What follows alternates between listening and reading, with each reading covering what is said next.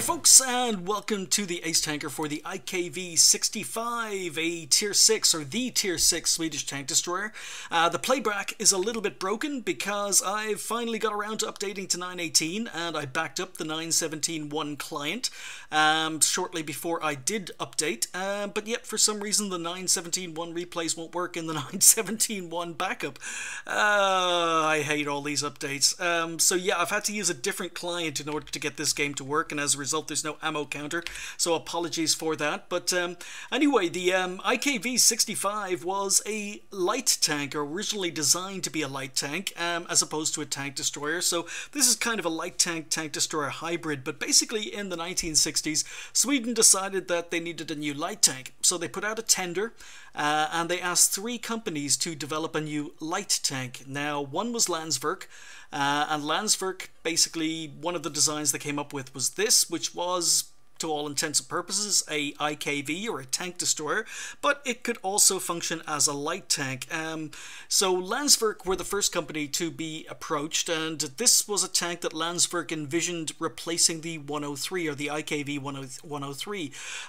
Even though it wasn't their brief, the brief was to make a light tank. Landsverk basically saw that the 103 was outdated and outclassed, so they figured that they could design a tank that was both a light tank and a tank destroyer and replace the 103 at the same time, and it gave them, you know, a better chance of actually winning the contract. So strangely enough, the 103 was never designed, as I covered in that Ace Tanker, it was never designed for anti-tank combat. It only fired HE, even though it doesn't get HE in-game, and it only received heat towards the end of its life cycle for self-defense, not for offense. So this was a tank that was designed for anti-tank purposes, to replace the 103 and also perform as a light tank. So Landsverk were the first of the 3 companies approached, and as I say, Landsverk were probably Sweden's most experienced military builder, or military contractor. So the second company that was approached to build a new light tank was a company called Hägglunds, who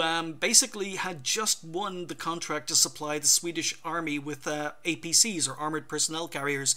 Landsverk were also trying to win that contract and lost it to Hägglunds, so they were a little bit disappointed and they took a huge financial hit when they didn't win the contract. But anyway, Hägglunds was the second company approached, and the third company was a company called Bofors. They were also, you've heard of Bofors, but Bofors were basically designing at that time a new tank that would end up becoming the S-tank, but they were the third company approached to design a new light tank.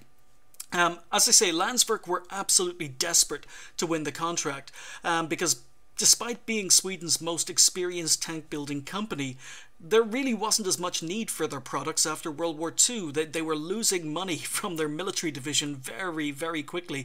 A lot of countries were selling off World War II surplus tanks, and a lot of the countries that normally would have bought tanks from Landsverk, including Ireland, were buying Comets and Cromwells and Churchills from Britain, or, you know, just surplus equipment because it was cheaper than buying tanks new. So Landsverk basically lost their export market, and on top of that, other countries, again Britain and France, they were starting to build up their own arms industry. They were building tanks and they were exporting tanks, and that was evidenced by basically the Swedish army deciding to buy and import Centurions rather than sourcing new tanks from Swedish companies like Landsverk. So you know, they had problems selling their tanks abroad, they had problems selling their tanks and designs at home in Sweden, and they had just lost out on an APC contract, a huge APC contract to Hägglunds. So they were absolutely desperate to win this contract. And not only that, but, you know, Bofors had already won the contract to design the future of Swedish tanks with the S-tank. So Landsverk lost out on that contract as well. So in order to try and basically win this contract for a new Swedish light tank, Landsverk went all out. They actually put forward 5 different designs, you know, to try and win this contract. They had 5 different designs. So the first design was basically the IKV-65 Alt 1, and that was a IKV-103 with a bigger gun. Pretty basic, but obviously it was just an IKV-103 with a bigger gun, so that one was rejected. The next 3 designs that Landsverk put forward forward were basically along the lines of this tank. This tank is actually the second design that they put forward, which was original, wasn't based on the 103. Original chassis, original design, original gun, but yeah, it was fast, it was mobile, it could perform as a light tank, and it could perform as a tank destroyer, but they also put forward two more versions of this that were slightly different from each other, but this was the one that Landsverk themselves liked, and they also built a wooden mock-up model of this particular tank, and then they put forward a fifth design, which actually met the brief of the original contract, which was a light tank. So they designed a light tank based on this, but it had a turret. So this is the IKV-65 Alt 2, and it's the one that Landsverk preferred. And not only is it the one that Landsverk preferred, at first, once the 5 proposals were put forward, pretty much 4 of them were rejected, but this is also the design that the Swedish Army liked. They preferred this design over the one from Bofors or the one from Hägglunds.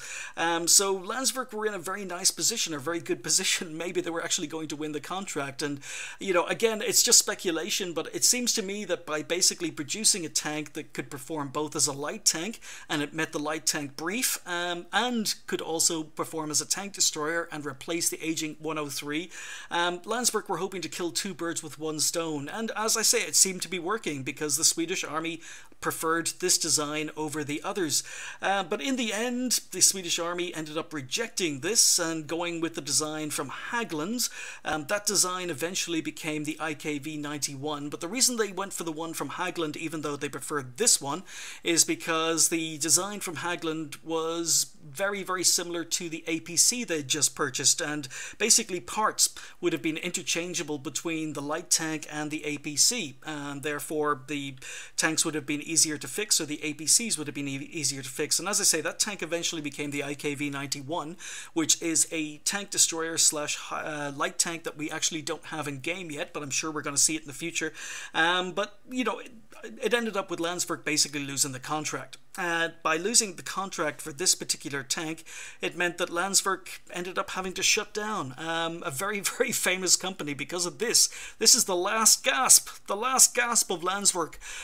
Losing this contract meant that the military design department of the company ended up shutting down, and just a few years later the entire Landsverk company shut down, and basically Volvo bought what was left. So yeah, this was, as I say, the last breath, the last gasp for Landsverk, a tank that never even made it to prototype. Sad end to a very, very famous tank building company. Anyway, we are here on Prokhorovka, and yeah, this tank, in-game, it betrays its light tank. Are we going too fast? We're going too fast. There's replay speed 1. It betrays its light tank or its TD heritage because it's fast. It's really, really fast. It's got a 60 km/h top speed. As you can see, we're doing easily 45, getting up to 50 on flat ground here, but you can reach 60 km/h. It's got a 20 km/h reverse speed. It's got a power to weight ratio of over 19 when it's fully upgraded. So it accelerates well, it traverses well, it's got 10 degrees of gun depression, it's got 180 millimeters of penetration, and it's got 240 alpha. So yeah, I mean, it's you know, the alpha's not great, but it's okay. So, you know, it sounds very good, but, you know, as always, it's not all good news because the tank's got absolutely no armor. Absolutely no armor. It's got 15 millimeters on front, 10 millimeters everywhere else. I'm playing it as a sniper because that's how you play the tank, and we get our first kill there, but that's the first hit I've managed to land. And as you can see, the replay is broken because according to the stats, I've just done 44,000 damage with that one shot. So, yeah, we've missed a few shots so far, which is another downside because, like I say, it's got no armor. The view range is terrible at 330 meters, so I'm using binocs. Its DPM is terrible. The DPM is less than 1500. The accuracy and aim time look okay on paper at 0.34 and 1.9, but the soft gun stats means that the accuracy isn't anywhere near that good unless the gun is fully aimed. And that's why you've seen me miss most of my shots, because any shot that wasn't fully aimed has missed. So the accuracy is terrible. Even though on paper it looks quite good, the accuracy is terrible unless it's fully aimed. Now, for some reason, because I've got to play this in a separate little, you know, a separate client, the Yeah, my view, the zoom looks a little bit too much. Yeah, the camera angles seem to be a little bit poor, but you can see that it's got mobility, which is probably the biggest bonus of the tank, and we've moved forward, letting our binocs kick in, and this tank allows you to relocate, so it's fast, it's mobile, it's got gun depression, and it's got good reverse speed. So, you know, that reverse speed, that acceleration, it allows you to use it as a sniper. You can play it aggressively, but that's going to get you killed. So it's a pure sniper, but its mobility allows you to keep your distance between yourself and enemy tanks and to relocate when you need to, as you've seen me just do. So we picked up our second kill of the game, and yeah, the accuracy, it's just not great. It's not great unless you're fully aimed. So we're just sitting here waiting for targets to be spotted. And yep, that was a nice shot into the side of the T-29. Some more targets appearing in front. Ooh, T-29.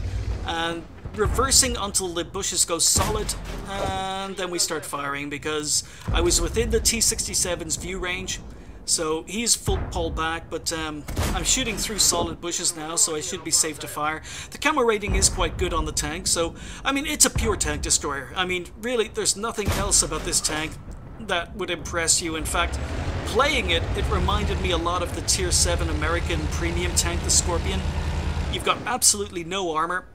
DPM is not amazing, but you've got decent camo rating and decent mobility, and that kind of reminds me a little bit of the way the Scorpion works, except the Scorpion has more of a turret, and even less armor, if you can believe that. But nice shots into the KV-2. So yeah, I picked up a heck of a lot of aces in this tank as I was grinding through it. I don't know why. I guess maybe it's just a tank that suits me. Maybe I'm a pure sniper at heart. But yeah, I was hoping to bring those games to you as well, but as I say, I'm probably not going to now because the replays are all messed up. They're all just like this one, but we're just doing damage here. Apparently we're up to 614,918 damage done. Yeah, with 200,000 assistance damage. Yeah, you gotta love these broken replays. So again, using our mobility, our zoom is a little bit messed up because of the version I'm playing it in, but once again you can see we're able to relocate, get within range of enemy tanks, and start doing damage. So, although I did bounce that shot in the KV-2, so nope, that one hit the ground. So yeah, I found the gun a little bit derpy. I really did find the gun a little bit derpy on this, but you know, the DPM is not very good. As you can see, that the reload time is not great for the alpha. But once again, we can advance. We're on 3 kills, and we're just going to, as I say, advance. I'm going to try and use my gun depression.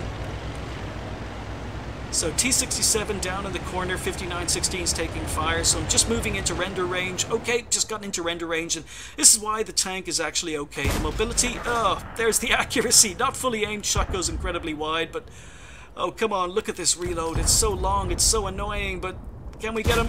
Yeah, we can judge that one. We can get him. Yeah, gun is very derpy. The gun elevation is not amazing. As you can see, we had to go back down the slope in order to get shots of the 103. Not much to shoot at. He's hull down. But yeah, I mean, that accuracy. That was pretty much a fully aimed shot, and the shot went like 2 or 3 meters to the right of the target. So, second time lucky. There we go. There's kill number 5. So, 2 tanks left on the enemy team, and we're just moving up. They're both within render range, so using our gun depression, sitting in a bush, and we're just going to do some work here. So, hoping to pick up kill number 6 for the Top Gun. But yeah, this is a tank that really all I've done in this game is drive into position, use its camo rating, use my mobility to keep tanks within my render range to be able to keep shooting, and that's pretty much all it was. It was a very basic game. It was a tier 6 and a tier 7 game. No RT to worry about. So just going for blind shots on the KV-3's last known position. Unfortunately, I fired just as he's spotted, and he gets taken out. So 1 tank left on the enemy team. I want one more kill to get my Top Gun, and that shot hits the ground because I was moving my gun slightly, and this tank, it just cannot hit the target if you don't aim fully. So there we go, 5 kills, game over. So yeah, IKV 65 Alt 2, it's done, it's dusted, it's sold. I've moved on to the Tier 7, although I haven't played very many games in the Tier 7. And I'm, you know, it's going to be a while before I get around to playing it again. But yeah, I didn't hate this tank. I didn't like it enough to keep it, but I didn't hate it. And as I say, it's surprising. I think, I don't know, I picked up maybe 5 or 6 ace tankers in this tank as I was playing through it, just grinding through it. Yeah, I kind of liked it, the tank. I just think maybe a lot of players don't play it very well because it does have no armor, and maybe that speed and mobility gets you into trouble. But if you play it as a pure sniper and just use its camo rating, use its gun depression, and use its mobility, I think it's quite a good tank. It's just a little bit annoying. Gun's a little bit derpy, and the DPM's a little bit low for me, but the tank itself is okay. We also picked up a high caliber for that game, finished top on XP with 13-14, almost 3k damage done with 5 kills, so pretty standard game. 27 shots fired, we only managed to hit 15, and there we go. I mean, the accuracy is one of the things I don't like about the tank, but when the gun behaves, it can be very, very good. We only managed to pen 14 of the 15, so 180mm of pen is okay. We spotted 2, damaged 10, destroyed 5, did almost 800 assistance damage, and finished up with 89,000 credits. I must have finished a personal mission of some sort, 50,000 extra there, so about 50,000 credits earned for that game. So wasn't my first game of the day. I was playing it during a grind, and yeah, I mean, I didn't like the tank enough to keep it, but I think it's okay. I do think it's okay. I think maybe the tier 7 is a little bit better because the gun is actually, you've got far better gun traverse, far better gun elevation than you do in this particular tank. But yeah, it's okay. It's okay. Just not worth keeping. Anyhow, thank you guys for watching. I'll see you next time.